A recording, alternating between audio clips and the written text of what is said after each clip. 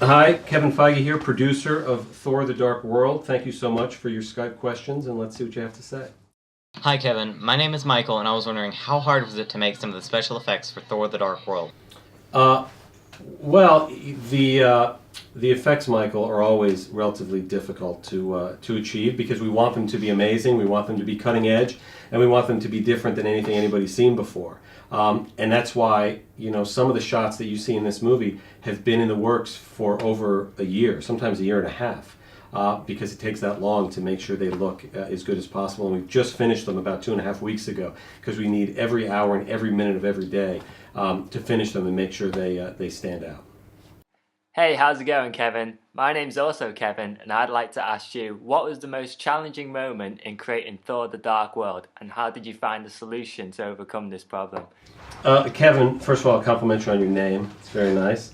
Second of all, I will compliment you on your question. That's a big one. The biggest challenge, frankly, was trying to make Asgard and the other 9 realms that we visit in this movie feel more realistic.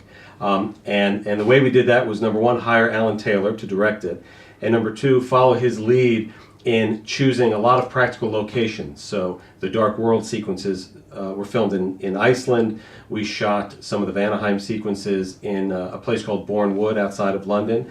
And for Asgard even, which of course is primarily built in the computer with the amazing architecture involved there, but even that was based on plate shots that we had a second unit team do in Norway. So there's always some layer of reality to try to make these fantastical worlds as real as possible. Hi KevinFeige, it's Paige, and my question is, will Asgard look the same in this movie as it did in the last movie? Or will there be some changes to its structure and layout?